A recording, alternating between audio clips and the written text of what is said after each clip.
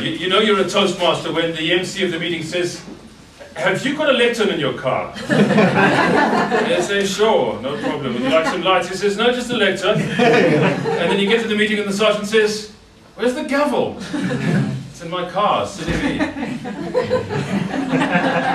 Of course, we carry gavels with us. Now I've got a little golden one.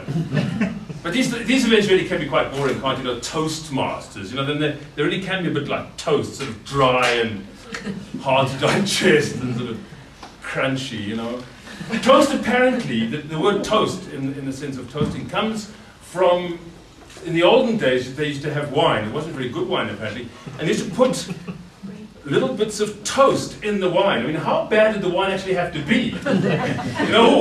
Smells awful. Let's put some burnt toast in it. Oh, smells much better. All I can smell is burnt toast. And the toast in my house is sort of singed. Jenna says, when you're lucky. And sometimes it can come in on a Saturday because I made toast on the Wednesday. You can still smell it. Toastmaster, such a boring name. You've got lights coming out. Yes, I know I've got lights. Do you want me to move it a little bit? That would be great, thank you. Why did we call ourselves the Flame Tamers? Flame Tamers International, because we would be making the toast then, right? Somebody said, I was listening to this podcast and they said, humans are obsessed with what is it that makes us human. Some people think it's language. It's because we've got language. But it turns out parrots have language. Believe it or not, parrots can actually talk. It's not that they're mimicking, they're actually speaking. And of course, there's lots of codes of language. Coyotes have language. Coyotes can say, the man with the red jacket who had the dog yesterday with the gun. They can tell other coyotes what's going on. So it's not language. It's not empathy. I mean, elephants bury their dead. So it's not empathy. What is it? And they said it's that we are the only animal that has tamed fire. We're the only animal that's tamed fire. That is what makes us human. We are the Fire Tamers. Fire Tamers International. Do you think if we were Fire Tamers International, we'd only have 120 clubs, Please stand and welcome to a new Flame Tamer International. I've just become the Flame Tamers International. The VPMs, what would they be called? Men with beards would not be all that welcome, or maybe they'd want to join, but they wouldn't stay bearded for very long. They put the smell of burnt toast completely into perspective. They'll have to smell things for weeks. Cuts down on their hairdressing bills, But we use fire. Not only have we tamed fire, but we call them the internal combustion engine. The little fires going on. That's the extent to which we've tamed fire. We also use it as a metaphor for energy or passion. And so we did the strategy session, the district officer training this afternoon, and the Division C got up and they said, Zenzile Renz and Lebogang Zebohodi stood up there and they said, higher with fire, they said, I felt an R&B song coming on. They had a picture of a hot air balloon, which I thought was very appropriate since we're Toastmasters and all the hot air. Higher with fire. It's a sort of a metaphor for passion, isn't it? And I entered, much to my idiocy, I don't know what I was thinking, the presenters contest at the Golden Gavel, the inaugural presenters contest. I was going to win it. I had this fabulous speech.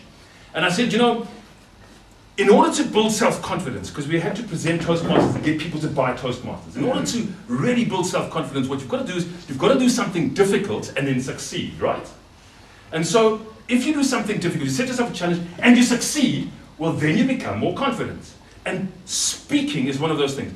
When we stand up and speak, nobody wants to do it. Everybody, we've all heard the story. I'm okay in small groups, ideally 2-year-olds. But the moment there's more than sort of one other person, I get all tongue-tied. And we say, you're a Toastmaster. We go, yeah, the butterflies fly in formation. So we're doing something difficult, and we're succeeding. And so that builds our self-confidence. And look at all of us. I mean, what the hell were we thinking? We're all exactly what Craig said, standing up here doing something we've never done before, in the full hope and knowledge that if we don't succeed, somebody will help us to succeed. And finally, when we finally get an idea of what we're doing, we step down, give the gong to someone else.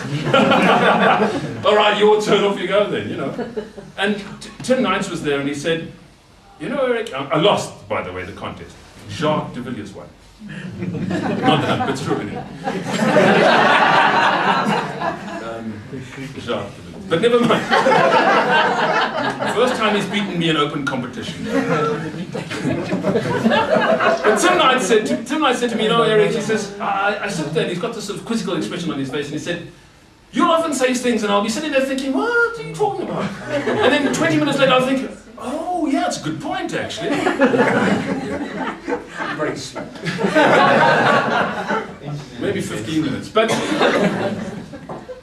and I think that's what we're doing. We are the people who are the fire tamers, aren't we? We call ourselves Toastmasters.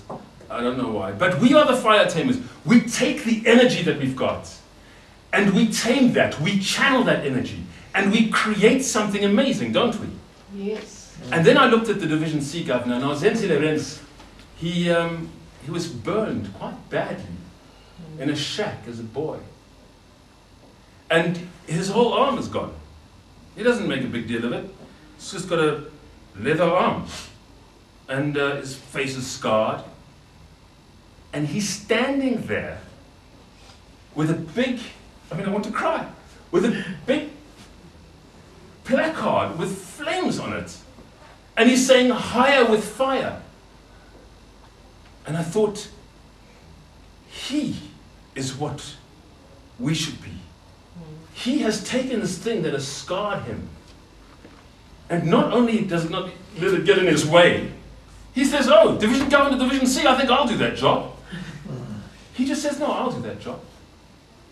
He's taken that thing that has such a power to hurt us, that wild thing that we have tamed into such submission that we don't even notice it anymore. And he has made it his. He's co-opted that energy. He is the spirit of District 74. Mr. MC.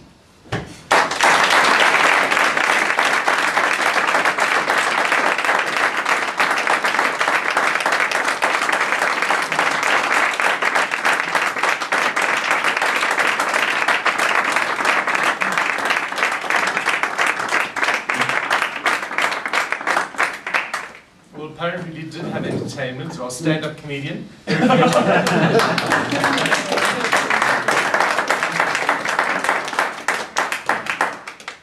you very much, ladies and gentlemen, for a wonderful evening.